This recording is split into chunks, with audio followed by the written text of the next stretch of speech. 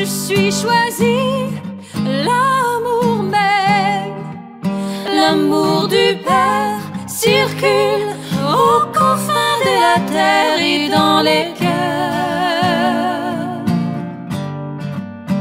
et dans mon cœur, parce que l'amour m'aime, je deviens l'amour, parce que l'amour m'aime, je deviens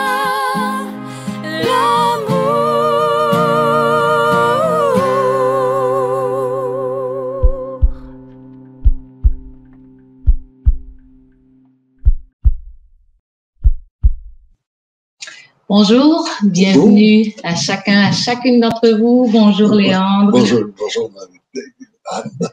Nous continuons cette nouvelle saison à travers une formule entrevue avec Léandre pour qu'il nous partage la genèse de la mission des Choisis de Jésus. La semaine dernière, nous avons commencé à aborder quelques réflexions tirées du tout premier livre qu'il a écrit qui s'appelle 42 ingrédients pour parvenir au sommet. Un livre relatant en quelque sorte son héritage en tant qu'homme d'affaires. Un livre que vous pouvez d'ailleurs télécharger gratuitement sur le site des Choisis de Jésus.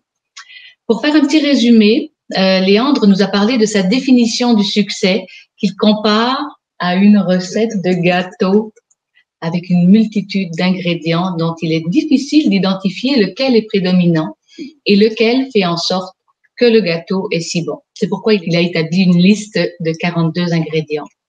Par contre, il explique que sa définition du succès a changé, a évolué au fil du temps. Donc, il y a quelques années, il aurait dit d'emblée que le succès était d'une part de se fixer un objectif et de l'atteindre tout en maîtrisant l'art de transformer une difficulté en réussite.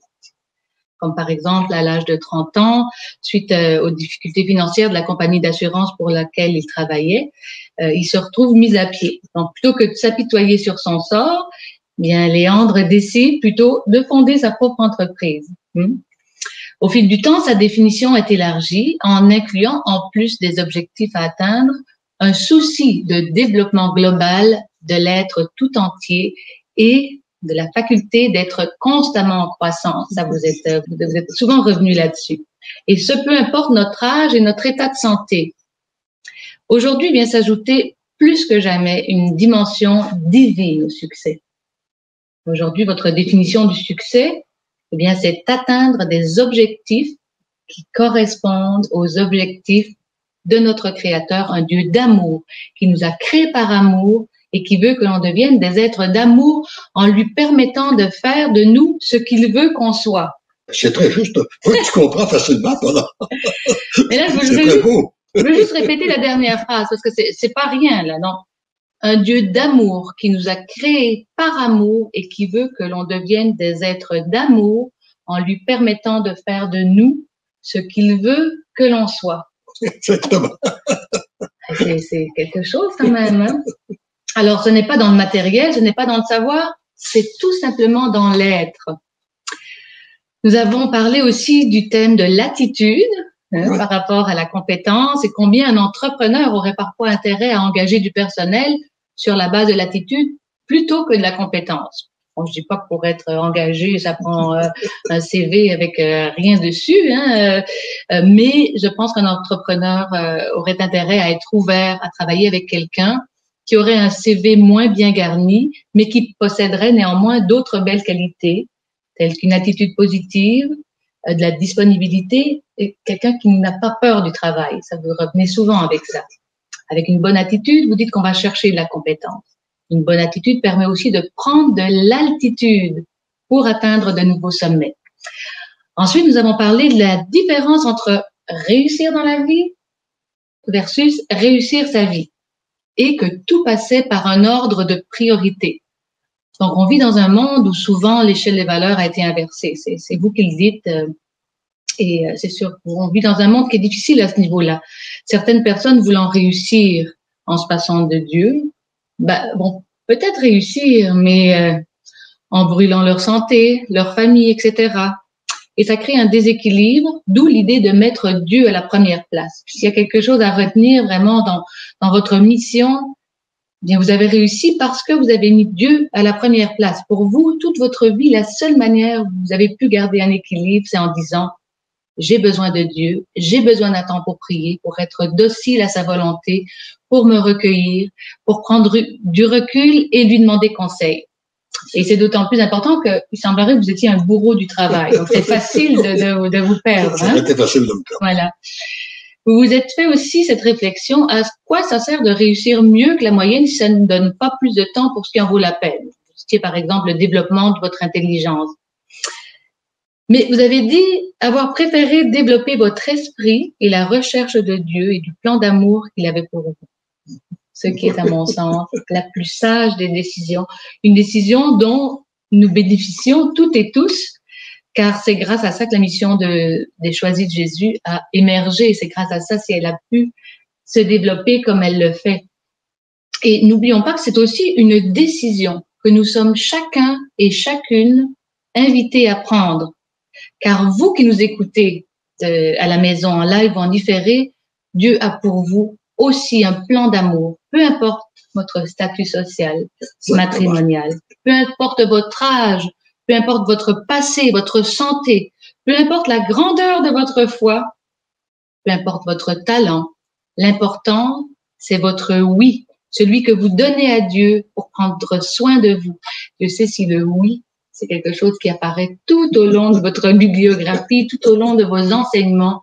Et c'est vraiment spécial parce que Dieu, il prend son temps. Hein. Il prend le temps qu'il faut pour le faire. Car le oui que nous lui donnons est bien souvent le premier d'une série d'autres oui que nous sommes appelés à lui donner quand nous serons prêts et prêtes à nous laisser encore davantage transformer. Donc voilà pour le petit préambule. Aimeriez-vous ajouter quelque chose? C'est très, très beau, c'est très, très beau ce que tu dis là.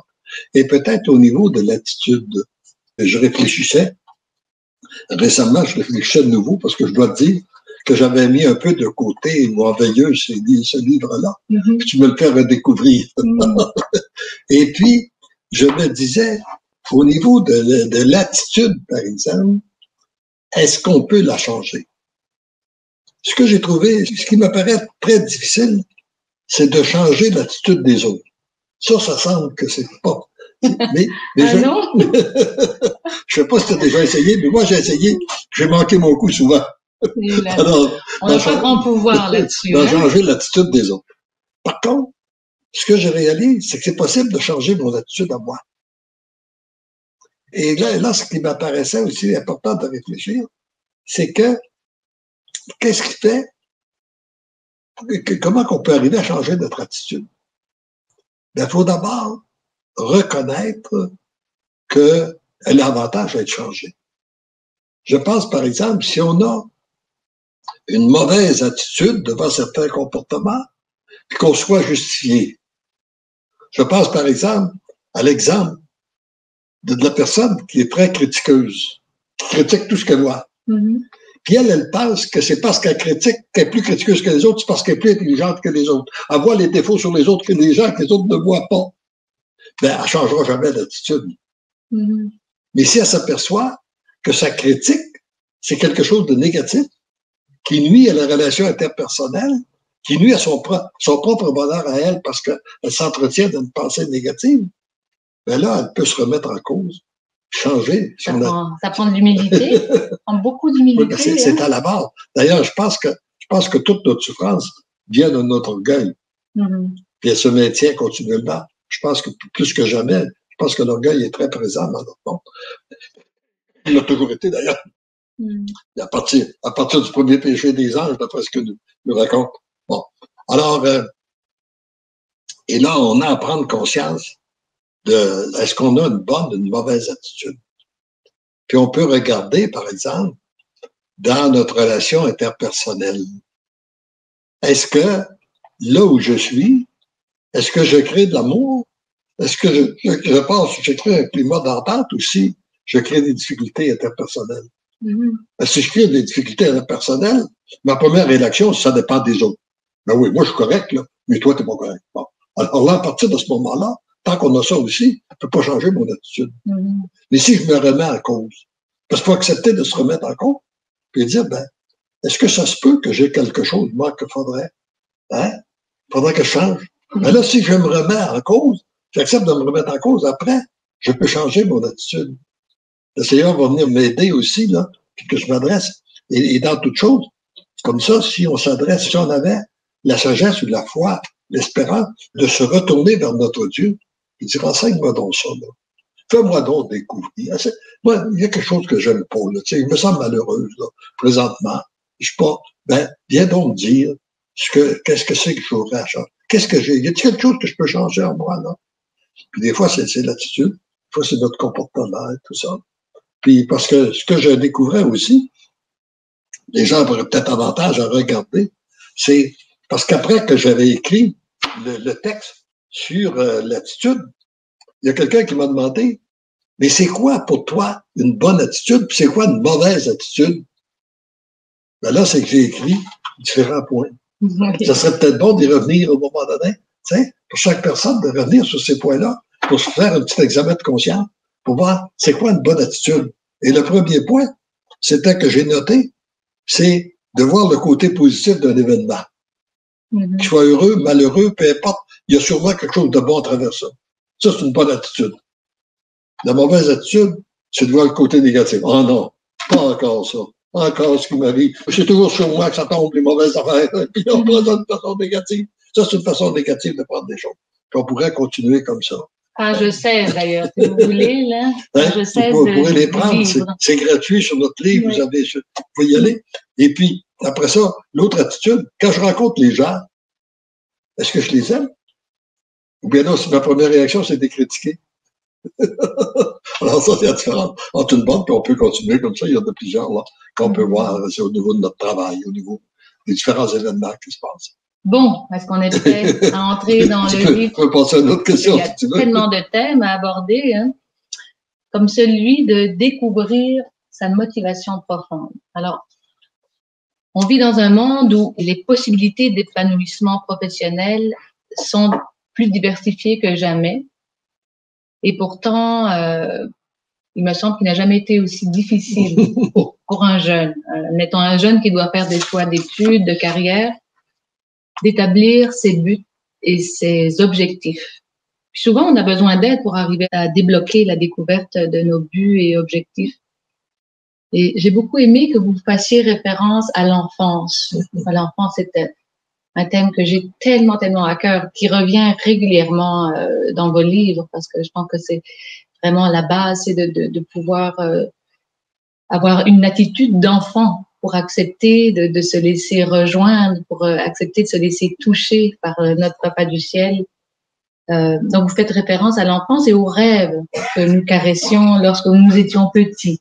Et vous, comment vous avez fait personnellement pour trouver votre motivation profonde? Ben, je pense que quand je regarde à ça comme question, c'est ce point-là, c'est que je dirais, il faut regarder d'abord, parfois même dans nos rêves d'enfants, ce qu'on a aimé, parce qu'on est tous marqués par notre enfance.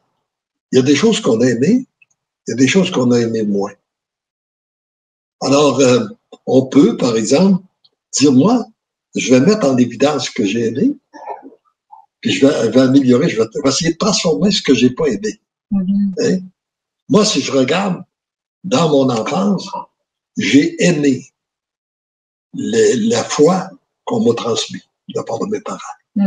Parce que je trouvais ça très intéressant de vivre. On est pauvre, on a très de misère, mais le Seigneur va s'en occuper. Fais confiance au Seigneur, puis on va prendre le temps de prier, puis le Seigneur va arranger ça. Puis ça, j'ai aimé ce type d'éducation-là.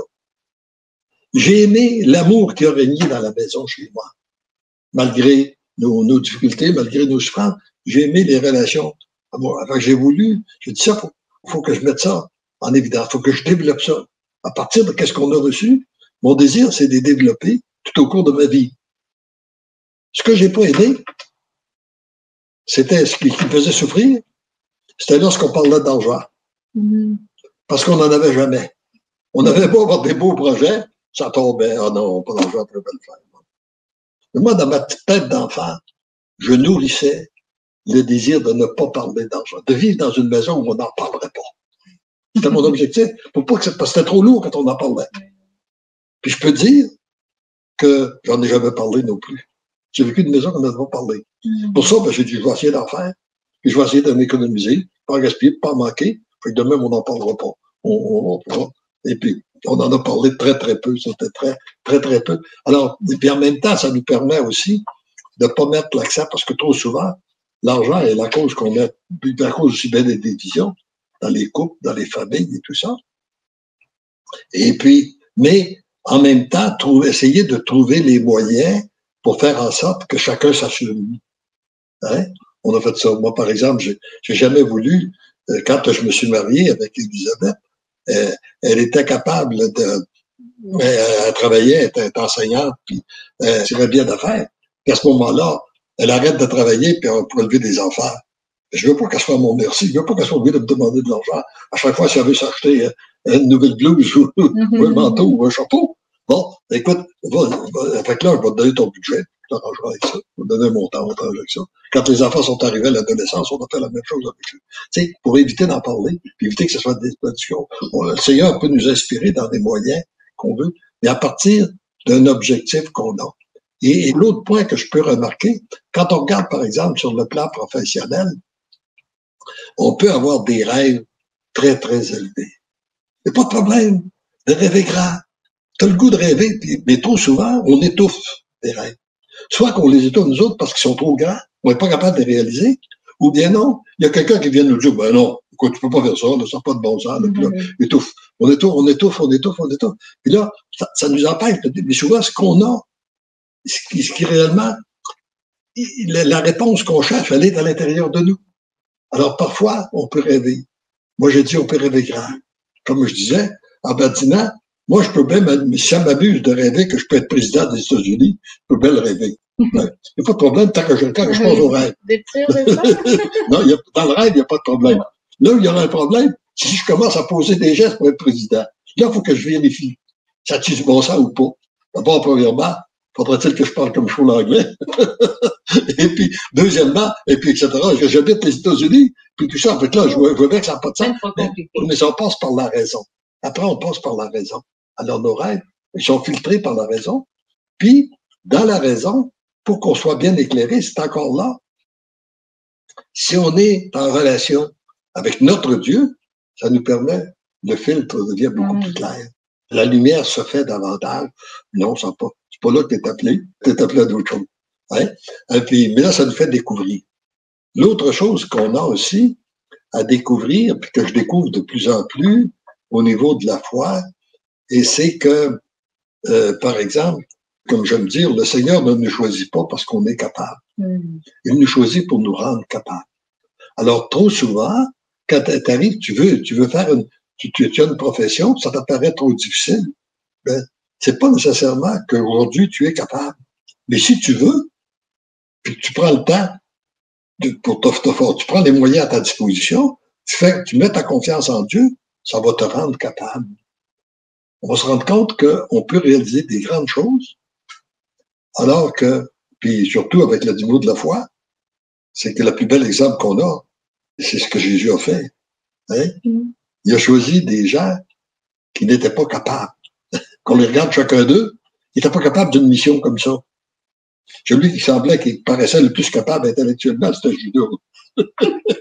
mais un gars comme Pierre, et puis Matthieu, puis tu repasses les uns après les autres, Jean, ils n'étaient pas capables. Mais parce qu'ils se sont nourris, tout à coup, le Seigneur les a rendus capables. Il en a fait des piliers de notre Église. Alors, quand on prend cet exemple-là dans notre vécu, ben moi, je suis pas capable. C'est pas grave. Si je me laisse, puis je prends le temps de prier, nourrir qu'est-ce que je désire faire, ben ça va me rendre capable. L'autre chose aussi, c'est que ce qui nous paraît très haut, tu sais, moi je dis, par exemple, si tu es dans le sous-sol d'un édifice à 12 étages, puis il n'y a pas d'ascenseur, ben, faut que tu acceptes de monter marche par marche. Tu vas atteindre le 12e étage. Mais si tu veux, d'un seul moment, te revoir au 12e étage, tu voudrais que ça se trouve tout de suite? Ben non. Commence par monter une marche, sors du sous-sol, rentre au premier, puis après ça, rentre au deuxième, puis tout ça, c'est le même au niveau du travail. Par exemple, j'ai vu des gens qui ont échoué sur le plan du travail parce qu'ils auraient voulu tout de suite occuper des postés. Ben non. Alors qu'il y a des gens qui ont occupé des postés en entrant dans une entreprise, en devenant des balayeurs. Ils ont commencé par balayer. Hein? J'ai fait ça d'ailleurs avec mes enfants. Les deux garçons que j'ai eus, les premiers travaux que je les ai faits, c'était d'engager des concierges, faire un ménage au bureau. Alors, apprends à faire quelque chose. T'sais. Commence par le bas de l'échelle, puis après ça, ben là, tu vas prendre de l'expérience, tranquillement, tu vas monter. Alors, je pense que c'est ça, c'est qu'on a. On a toute une vie d'ailleurs pour ça. Puis, par rapport aux jeunes, je me souviens que vous m'aviez parlé d'une conférence que vous aviez donnée dans une école secondaire de la région, et qui faisait référence à la manière dont les parents veulent, pour le bien de leur enfant, leur aplanir toutes les difficultés. C'est souvent ça qu'on voit. On veut tellement le meilleur pour nos enfants que chaque difficulté, eh bien, on fait en sorte de les résoudre pour eux. Donc, dans le fond, les parents veulent souvent trop bien faire, mais les enfants, une fois rendus sur le marché du travail, ben, vous disiez que la marche est trop haute. Ils n'ont pas appris à régler des petites difficultés qui étaient à leur mesure, puisque... Ça, je l'ai appris d'un étudiant, un type de 16 ans. Quand il m'a dit, après que je faisais ma réflexion, moi, de la façon que j'ai vu ma vie, puis de la façon que je vois des jeunes qui sont désemparés, puis qui font des dépressions nerveuses, puis tout ça, mais qu'est-ce que c'est que vous avez? Vous avez tout, hein? Vous avez grandi d'une maison confortable, on vous paye vos études, vous avez tout, mais pourquoi vous êtes si malheureux, là? Puis justement, il m'a dit ça, c'est qu'on voit la marche trop haut. C'est lui qui me l'a essayé, parce qu'on n'est pas capable, on n'est pas habitué de gravir les difficultés. Alors donc, on n'a pas eu suffisamment de difficultés dans notre vie, ça a été trop facile, on n'est pas prêt. Alors là, il faudra passer d'un monde à l'autre. Et puis, je pense que je peux te dire, le petit conseil que je me suis permis de leur donner, j'ai dit, ben, je pense que, quand on est jeune, là, on n'aime pas avoir des conseils. Mais quand on vieillit, on aime en donner. Alors j'ai dit, si vous me permettez, en terminant, je vais vous donner un petit conseil. Relevez donc les défis qui sont à votre disposition, que vous êtes capable de relever, lancer. Hein? La vie ne vous lance pas de gros défis, mais il y en a qui sont. Par exemple, je vais vous donner certains exemples pratiques. Vous avez une nouvelle matière, puis au début d'une année, que vous l'aimez pas, cette matière-là. Oh, non, pas encore ça, j'aime pas ça. Bon. Ben là, c'est une mauvaise attitude, d'ailleurs. Prenez donc une autre attitude. Changez donc votre attitude en disant, ben moi, là, j'ai eu de la misère dans cette matière-là. Cette année, je vais la réussir. Puis je vais l'aimer. Puis en fait, plus que ça, je vais l'aimer, cette matière-là. Alors là, vous vous lancez le défi. Puis là, vous allez arriver à la fin de l'année, vous allez avoir la satisfaction d'avoir cumulé un certain succès. Parce que vous avez passé à travers ça. Puis je disais, comme ado, ta chambre est toujours à l'envers. Je dis, moi, j'aime pas ça faire le ménage de ma chambre. Je vais le faire. Je me lance le défi, ma chambre va être à l'ordre. Puis toi, tu utilises ça. Après, tu rentres dans ta chambre. T'es fier le soir de voir ta chambre à l'ordre. T'aimes pas ça faire le vaisselle? Ben là, tu le fais, tu te lances le défi. Puis c'est par ces petits défis-là qu'on peut se lancer, qui sont là sur notre route, les relever, qu'on cumule des succès. Puis là, ben, ça nous permet d'être capable d'en relever des plus grands. Mais faut-il encore que les parents laissent à leurs enfants la possibilité de faire des petites tâches et d'accepter que ces petites tâches-là ne soient pas parfaites? Parce que je connais bien des parents qui, sous prétexte que telle ou telle tâche ne sera pas réalisée comme eux le désiraient, ben, préfèrent le faire à la place de leurs enfants. Donc, c'est vraiment de dire aux parents, mais donnez les responsabilités à vos enfants, n'ayez pas peur de ça, puis même pas d'en avoir peur, mais c'est important pour leur santé mentale, c'est important pour leur avenir qu'ils puissent être habitués tôt à avoir des tâches à leur mesure et aussi pour qu'ils n'aient plus peur de l'échec, parce que souvent quand on fait des tâches, ben on peut se tromper. Puis je pense que ça fait partie aussi. Mais justement, ce que tu dis là, ça me rappelle, après que j'avais rencontré les étudiants, là, et cette remarque-là, je rencontre une de mes petites filles, qui a une petite fille de 5 ans. Puis, elle vient de se casser un bras. Alors, ma première réaction, c'est au début des vacances, là, au début de la saison d'été. J'ai dit, c'est de valeur. Une belle petite fille comme ça, là, au début qu'elle se retrouve avec un bras dans le plan au début de la saison. Puis je parlais de ça avec elle. Puis après ça, tout à coup, elle m'est venue. Mais sais-tu, c'est peut-être pas si mauvais que ça. C'est peut-être bon. Ça va lui permettre d'avoir certaines difficultés, d'avoir certaines contraintes. Apprendre à passer à travers ça. Finalement, ça n'a pas si pire que ça. Là, même à s'est baigné, ils ont trouvé la façon. En tout cas, mais tu sais, ce qu'on voit, c'est que là, encore là, c'est l'attitude. Hein? L'attitude qu'on a face à un événement qui se présente comme ça. Cet événement. Ou bien, puis là, l'enfant, à travers ça, il grandit. Hein? Tout à fait. Il est marqué par des petites... c'est sûr que les enfants sont marqués par l'attitude des parents. Hein? Et ça, c'est l'autre partie qu'on n'a pas suffisamment développée. Je pense qu'on ne développe pas suffisamment. C'est que il est important, d'où l'importance d'être bien branché pour prendre des bonnes orientations, parce que les décisions qu'on prend, elles ont des conséquences. Hein? Ce que tu as vécu toi, dans ton enfance, c'est la décision qu'ont pris tes parents bien avant que tu sois né. Puis ce que vivent tes enfants, c'est encore grave, ça dépend des décisions que tu as prises. Hein? Tu as quitté la Belgique, tu as venu ici, ça a eu une conséquence. Les enfants ne grandissent pas de la même façon que s'ils étaient en Belgique, etc. Alors, si on prend des bonnes décisions qui sont bien éclairées, ben, ça produit des bons fruits. Mais si on prend des mauvaises décisions, par exemple, on se laisse dominer par les sens, ben, qu'on développe des dépendances au niveau de l'alcool, de la drogue, du sexe, n'importe, ça va avoir des conséquences négatives. Non seulement sur nous, mais aussi sur nos descendants. Alors ça, c'est important qu'il faut prendre conscience de ça, qu'il y a des conséquences, il y a toujours des conséquences aux gestes, mais ceci ne veut pas dire nous empêcher de prendre des décisions. Au contraire, on doit les prendre, mais fais confiance. Non, c'est vrai. J'ai mon petit bonhomme qui s'était cassé une jambe à l'âge de 3 ans. Puis qu'on trouvait c'était épouvantable qu'il ait la jambe dans le plat. C'est un petit garçon qui aime courir, qui aime... Mais on lui avait même acheté une petite marchette en pensant que ça allait l'aider. Mais finalement, il a réussi. Et je pense qu'il a commencé à danser à partir du moment où il avait sa jambe dans le plat. Et je le vois encore faire toutes sortes d'exercices farfelus avec sa jambe dans le plat. C'est ça, il s'est servi de cette difficulté-là pour finalement arriver quand même à faire certaines choses, puis à être heureux là-dedans. Puis au final, tout finit par passer. Le témoignage qui m'a le plus touché là-dedans, c'est qu'un jour, j'ai rencontré un jeune homme de 31 ans qui était quadraplégique depuis l'âge de 16 ans, à la suite d'un accident de moto qu'il a eu. C'est pas drôle, là, tu sais. Quadraplégique, là, c'est tes membres, t'as les 4 membres qui ne fonctionnent pas. Puis, il m'a dit une chose. Il avait lu les livres. Il dit, je vais vous dire à vous, parce qu'il dit, je sais que vous allez me comprendre, je fais attention à qui je le dis, parce qu'il dit, penserait que je suis fou. Il dit, c'est sûr qu'il m'arrive souvent de penser que j'aimerais ça, avoir mes bras et mes jambes.